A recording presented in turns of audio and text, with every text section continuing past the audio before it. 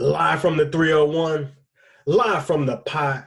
I want to welcome my audience to episode number 134 of Curry in the Pot. This is a very special episode, as you guys can see if you're watching it on YouTube. If you tuned in on iTunes podcast and SoundCloud, obviously this is a very, very special episode, man. I'm joined by two guests here, and I'm going to introduce them in a moment. But we're back again. We're back with another quarantine style episode, man. I hope everybody continues to stay home and stay safe. And shout out to all the essential workers, man. We really, really appreciate all your hard work and everything you're doing. It doesn't go unnoticed. All the doctors, the nurses, people working with food, people handling mail, all of those type of people, man. So we really, really appreciate you all. And I know a lot of things are starting to open back up, but I still encourage everybody to continue to just stay home and stay safe and take all the necessary precautions. But as I mentioned, and obviously as you can see on the screen, we have a very special episode, man. I have two special guests, and we are actually high school classmates, man. So one DeMatha in the building. Shout out to the class of 2013. And yeah, so first up, man, I got my guy who was on an episode a while back, man. It was probably my favorite episode that I've ever done, man. We had a really, really good dialogue. He talked about his fight with stage 2 Hodgkin's lymphoma, and he just talked about, just everything that's going on in his life, man. And it was a really, really heartfelt episode, man. So if you missed that one, make sure I go back, man. Maybe about 60 episodes ago, man. My guy, Chris Odoi-Atsem, man. Welcome back, man. DC United's home, man. Welcome back. Thank you for having me back again, man. It's a pleasure. Yes, sir. Yes, sir. And last but not least, man, my guy at the bottom of your screen, my guy from Minnesota United Football Club, my guy Jacori Hayes, man. Jacori, welcome. Thanks for having me. What's going on? Hey, man. So how's everybody doing real quick, man, before we get into everything that I got to discuss? How are you guys doing? How's your family doing? I know, it's a lot of stuff going on in the world. We're still in the midst of a pandemic. Obviously, a lot of social injustice stuff is going on. But how are you guys doing, man? Genuinely, how you guys doing? Yeah, I'm doing okay over here. Family's good, so can't complain about that. Half of my family's over there in Ghana, and my brother and father, and they're doing good over there too. So, I can't really complain too much on that. It's good to hear, man. Yeah, Jacori, what about you, bro? Yeah, my family's doing well. Like two of my sisters, one from college and high school, they both graduated, so I had to do the whole virtual online graduation. So that was a little weird, but yeah, all in all, everybody's doing well. Yes, sir. And shout out to all the 2020 graduates. I just graduated from Bowie State University, and my virtual graduation was actually yesterday. It was very different, weird, obviously, but it was still great, man. It was still great. So again, shout out to all the 2020 graduates, high school, college. Shout out to everyone. Yo, congrats to you. Thank you, man. Thanks a lot. Thanks a lot. Appreciate you guys, man. So I got a couple of things I want to ask you guys. We got, social injustice, racial injustice stuff, Black Lives Matter. I want to talk to you guys about that, especially to you, Jacori, because you actually live in Minnesota and you play for Minnesota United. And obviously, both of you guys released statements after everything that has happened. Rest in peace to George Floyd, rest in peace to Breonna Taylor, all the, Blacks who have had their, lives taken, unfortunately. But how have you guys been coping with this? And how do you guys also, I want to ask, how do you guys plan on using your voices and your platforms going forward? Yeah, I know for me, it's now in kind of the action stages. I've had talks, myself and teammates have had talks with, the management of Minnesota United to see how the club moves forward and how they're going to impact change in the community. So we've had our discussions to try to get the ball rolling to get, new or and get involved with organizations, start new programs within the club to help, the community around us and, helping the minority groups that are especially around the stadium. Yeah, it's about action, and then my platform personally, just kind of passing on any articles that I read, any bits of information that I learned from. I'm going to share it to my peers, and that's kind of how I'm going to use my platform from now on. And now it's kind of getting these groups together to try to enact some change actually into the community. Yes, sir. Yes, sir. Yeah, for me, initially, it was a self-reflection period. Even Jacori and I talked about this together, how I had to really take time and reflect on the fact that, I'm a 4-year professional soccer player here in DC, my hometown team, and I had to ask myself, what have I really been doing for my brothers and sisters in my hometown? And, to be truthfully honest, I haven't been doing much at all. And, I had to eat that for a bit and think about that and sit in that for a while. But, now it's at the point, it's like, man, what do I have to do now? How do I move forward now? And I think using my platform as a professional soccer player, I don't know if you saw the formation of the Black Players Coalition of MLS, but 70 plus Black MLS players, we all got together, had weekly meetings on how we move forward and making change within our league, and also in our communities for our specific teams and markets that we're in. So, we formed that, and I think a lot of good things are going to come from that. We can touch on that more if you like. And also, as Jacori said, I've had talks with management and the organization of DC United. I've talked to our owner, our coaches, other players of how we move forward and bettering our community here in DC. And also me personally, I'd like to see some things done in PG County as well, that being my hometown. So we definitely have a lot of good things coming. The club is very proactive in the situation. And, we formed a diversity and inclusion committee. We had a meeting yesterday about things that we're going to do. I can't really release those things, but, there's going to be a lot of good things. I can assure you guys a lot of good things. So, I think my platform, I think is more than just, social media postings for me. It's, really doing things and really making change in the community. And I think having the backing of, big things like the MLS and a big organization like DC United, that's the way that I can really impact more people on a broader scale. So that's Absolutely. what moving forward. Absolutely. Great stuff, guys. Real quick before we kind of switch gears. So I know, Chris, I know I've talked to you and you did some protesting. I know you protested with some of the DC, other DC professionals, the Mystics and the Wizards.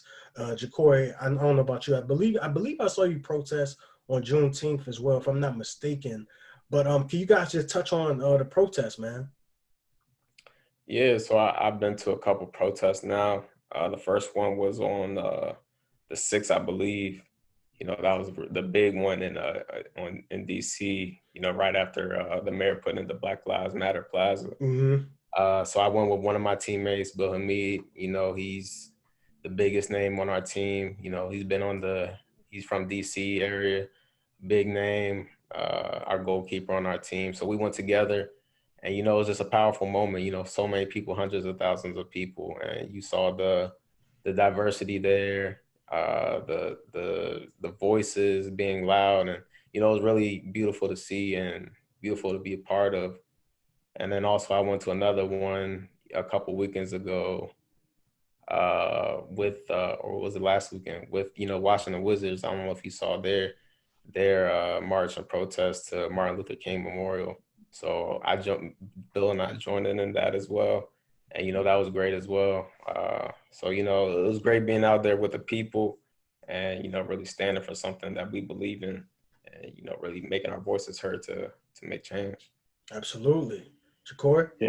Yeah, I've gone to, a couple food drives to donate supplies and, walk down one of the main roads here, Hennepin, just to see some of the murals and the artwork along the streets and see kind of the messages that people are saying. And then, like you said, on Juneteenth, going to a couple of different festivals just to, show support to all the local artists and local people, trying to celebrate, a new day that, a new holiday. I think a lot of people are just opening their eyes to. So hopefully it's something, a new tradition that we start from years going forward, just trying to celebrate Juneteenth. And that was, like Chris said, it's powerful once you get out there and see all the different faces. Just being around people that look like you, that you don't have to say anything. They understand the same hurt. They understand, the same emotions that you felt in various moments. So it's something that's truly special. Absolutely, absolutely. So, guys, I want to transition to more of a lighter note and talk. Let's get back to soccer, man. Let's talk about it. Obviously, a lot of professional sports are coming back. Obviously, things were shut down due to COVID. Pretty much everything in the world was shut down due to COVID. Of course, sports. But are you guys talk to me about you guys' excitement? I know you guys are getting ready to come back and start playing on July 8th and in Orlando. But just talk to me real quick about the excitement for the people. I'm just gonna give some quick facts. I actually had to do a little bit of homework, and you guys know this. I had to do a little bit of homework, man. But MLS is coming back. Obviously, NBA is coming back. WNBA is coming back, and baseball is coming back as well. So we got MLS coming back, as I mentioned. July 8th, you guys will play, and that's when the group stage begins. July 25th to the 28th, that will be the knockout stage, which is the round of 16. And then July 30th through August 1st will be the quarterfinals. And August 5th through 6th will be the semifinals. And August 11th will be the finals. So, guys, just talk to me about, obviously, you guys may be experiencing different emotions, due to, COVID and all of that. But just talk to me, man. Are you guys excited? I know you guys have been ramping up. Jacori told me, he's been ramping up. He's been excited to get back out there. But just talk to me, guys. Talk to me about you guys' excitement and also maybe some of your concerns. Yeah, I know right now I'm pretty tired. They putting us through the ringer trying to get us in another preseason. But we're gonna be prepared for games, and I'm just excited just to play soccer games again. It's just stop watching it on TV and like stop just like laying on my bed and stuff like that. Just actually getting out there and playing games, and it was cool just to see the guys. You don't realize how much you miss them. For in my instance, I only met them for a couple weeks before this shutdown happened, but it was cool just to see the guys again and just have fun on the field. Yeah, man, I'm excited to be back as well. We went through preseason. You're with guys every day, training twice a day. Getting ready for the season. Our season kicks off. We only have 2 games before everything shuts down, and then now we're finally being able to get back together and train every day. It's just a more normal lifestyle as we're used to. So excited about that, and we're going down to Florida next week, and just we're just prepping for this tournament. And as you said, there are some concerns. It's going to be different. A lot of things different. We're going to be in this bubble, this resort that we probably is going to be pretty strict. To avoid COVID outbreaks and things like that. And also with Orlando going down there, it's going to be really hot. So, I think the games are only going to be at 8 in the morning and then like 8:30 at night and 10:30 at night. So, that's just not what we're used to. We're not used to playing professional games at 8 in the morning, trying to avoid high weather. So a lot of things are going to be different.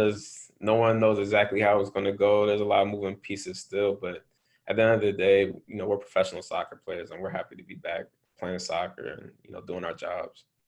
Yes, That sir. night game's So, gonna be go ahead. tough. My bad. Yeah. That night game's gonna be tough. No. That's my bedtime. We got 2 games For at real. 10:30. Bro. I'm gonna be practicing staying up all night once I get down there. Oh man, yeah, you got to, man. So one more thing before we go. I know there's been talks and there's been, professionals in NBA and WNBA that are considering sitting out. Well, that are sitting out actually. Avery Bradley's not going to play. Guys like Trevor Ariza, and on a WNBA scale, Natasha Cloud of the Mystics, she's going to sit out. Chiney Ogwumike. Did you guys ever consider sitting out, or was that an option for you guys, or you guys just wanted to get back out there? Jacori, you might be best elaborating part of the Players Association, so I'll let you. Yeah, I think like if you don't go down, there's a penalty for like a pay cut or something like that. So not going down never really crossed my mind. I know a lot of guys express concerns because they had pregnant girlfriends or pregnant wives. Being away from family for so long, so that kind of led into negotiations for this whole tournament, kind of trying to shorten the length of time that we're down there so guys aren't away from families for too long. But I don't know of any players off the top of my head that aren't going down there right now, but I could just be out of the loop.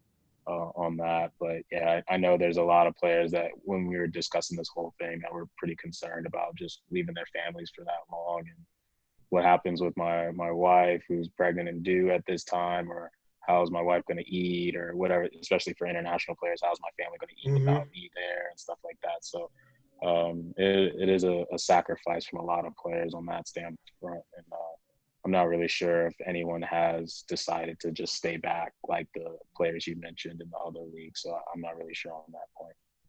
Okay, good stuff, man. I mean, you still pretty much, gave me what I was looking for, so I really appreciate you for that. But I really want to thank you guys so much for coming on to the show, man. I know we've been trying to coordinate this thing for about a week or two now, but I knew it would happen, man. I knew it would definitely, come around, and we would definitely, sit down and have the discussion, man. So I really, really appreciate both of you guys for coming on, man. Like I said, one Dematha, man. This is a little bit of a long time coming, but we definitely worked this out, man. So I want to wish both of you guys the best of luck in Orlando, and I'm gonna root for you guys. I'm definitely gonna have to check it out, man. I'm gonna have to tune in because it's nothing to do. It's nothing to do. I know people are getting a little crazy because stuff is opening back up, but I'm not that guy, man. I've always been a homebody, so I'm gonna definitely have to check you guys out and definitely show my love and support for you guys.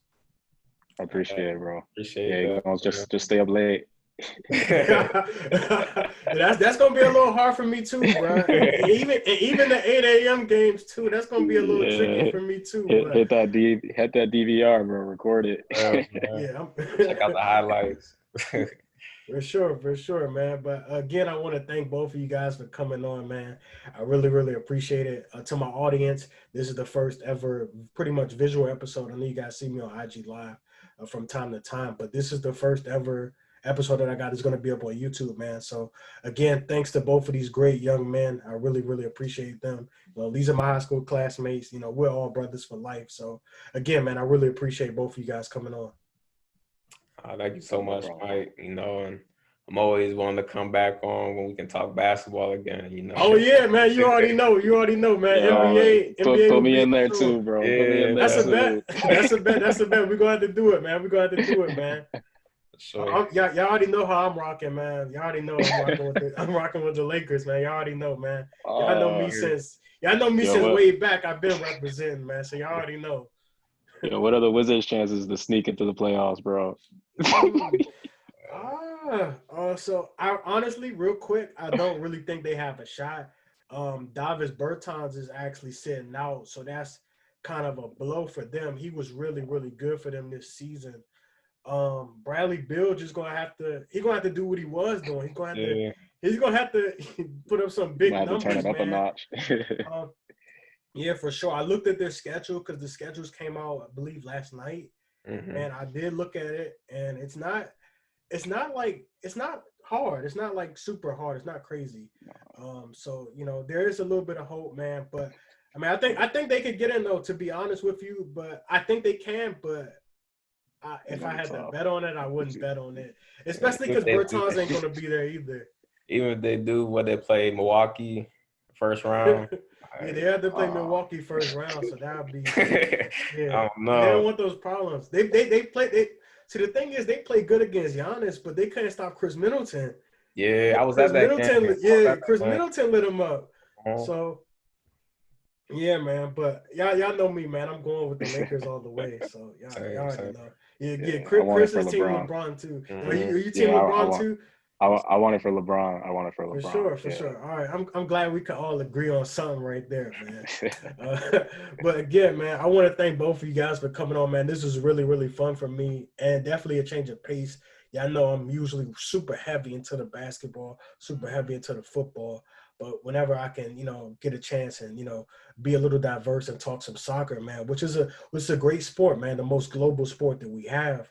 And, it's great to talk about that whenever I do get the chance. But I'm going to definitely, promise both of you guys that I will watch more soccer, man. I will watch more soccer because I don't know a ton. I mean, I played when I was a kid, but I don't know. I just don't. It's so many leagues. I guess that's the tricky part for me. That's the tricky part for me. I know you got MLS, Premier League, and that's all I know off the top of my head. So. But again, man, I appreciate you guys, man. Thanks for both of you guys for coming on, man. And to my audience, this is episode number 134. I'm signing out. Mike Curry is done. Peace.